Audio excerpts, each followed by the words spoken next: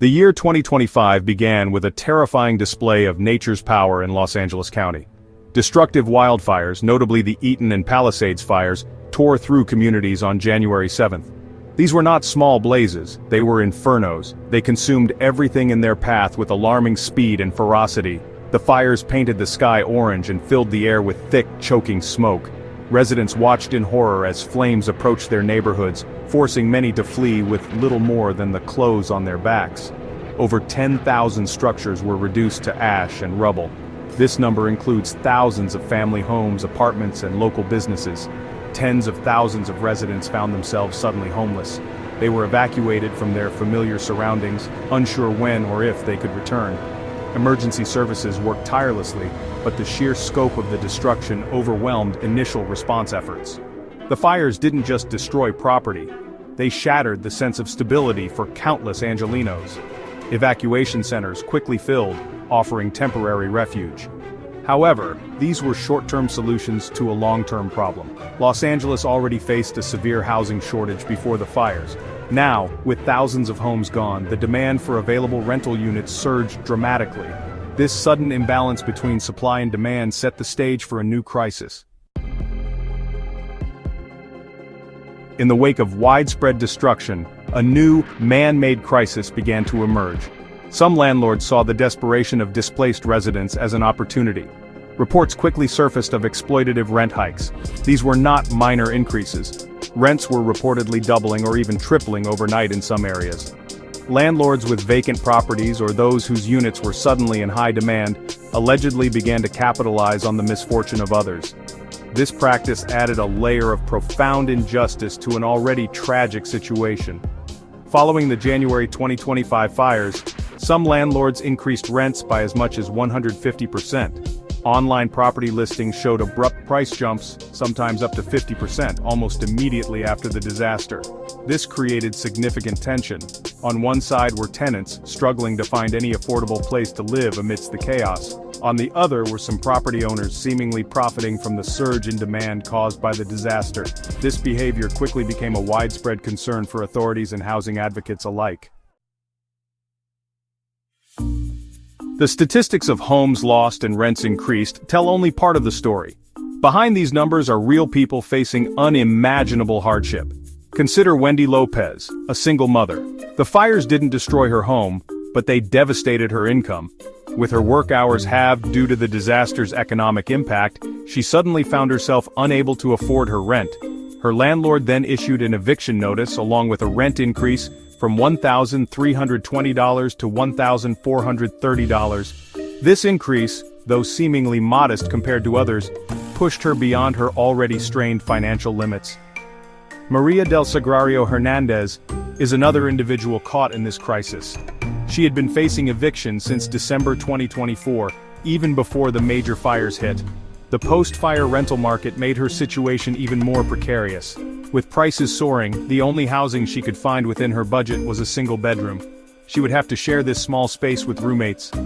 Her story underscores how the fires exacerbated pre-existing housing insecurity for many low-income residents. These are just a few examples among thousands. California has laws designed to protect consumers during emergencies. The state's anti-price gouging statute is clear. It prohibits rent increases of more than 10% for 30 days after an emergency declaration.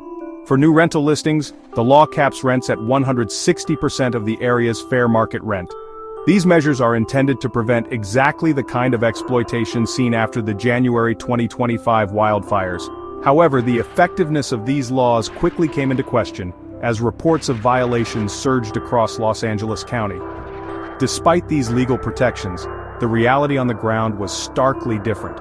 Reports of price gouging related to rental housing increased an astonishing 50-fold after the emergency declaration. This indicates a widespread disregard for the law among some landlords and property managers. An investigation by housing advocates and journalists uncovered over 1,300 listings on the popular platform Zillow that appeared to violate the statute. These listings collectively attempted to overcharge renters by an estimated $7.7 million each month. The LA wildfire crisis did not occur in a vacuum. It struck a region already grappling with a severe and protracted housing shortage. For years, California has failed to build enough homes to keep pace with its population and economic growth. Experts estimate the state needs to build approximately 180,000 new housing units annually. However, in 2024, residential permitting fell significantly by 13.5% from the previous year. This resulted in an annualized rate of only about 102,000 permits, far short of the identified need. This pre-existing deficit means the housing market had very little resilience. There was no slack in the system to absorb the sudden loss of over 10,000 homes due to the Eaton and Palisades fires. Projections for new housing construction remain grim. Analysts suggest that low housing production, perhaps around 125,000 units annually, will likely persist until interest rates decline. This could mean the shortage continues to worsen for several more years, possibly through 2028. This long-term trend makes recovery from disasters like wildfires incredibly difficult. The wildfires have, in essence, poured fuel on an already burning housing crisis.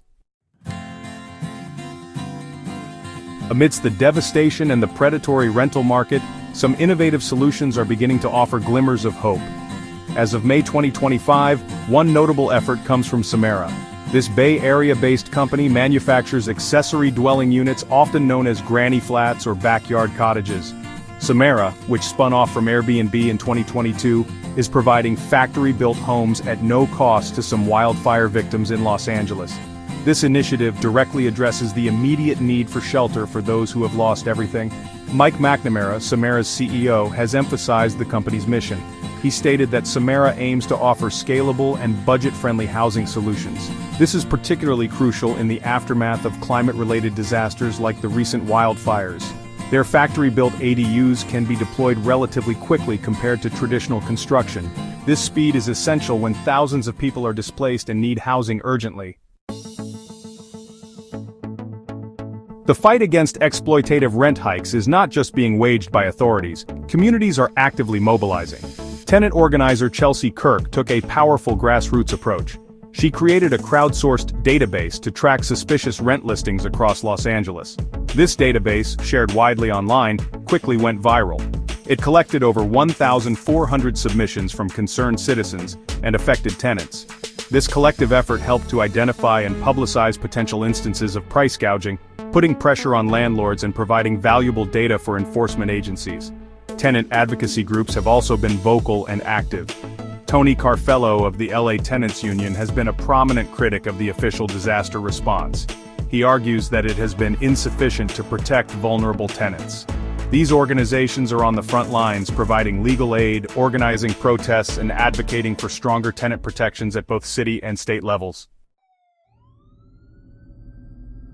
The current crisis in Los Angeles, with soaring rents following devastating wildfires, is unfortunately not an isolated incident. History provides sobering parallels and stark warnings. Similar patterns of significant rent increases and heightened poverty rates among fire-affected households were observed after other major California wildfires.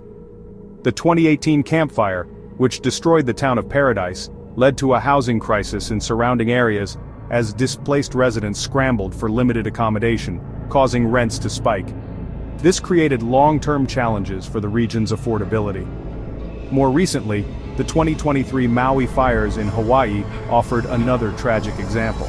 Lahaina's destruction led to an immediate housing emergency. Displaced residents faced an incredibly tight rental market, with reports of landlords dramatically increasing prices or converting long-term rentals into more lucrative short-term vacation lets. The devastating wildfires of early 2025 and the subsequent rental crisis have laid bare the deep vulnerabilities in Los Angeles' housing system. The immediate challenge is to support the tens of thousands displaced and to curb the predatory rent hikes. However, looking beyond the immediate aftermath, a more fundamental rethinking of housing policy and urban development in a fire-prone region is urgently required. This is not just about rebuilding what was lost, it's about building back better, safer, and more equitably for all residents.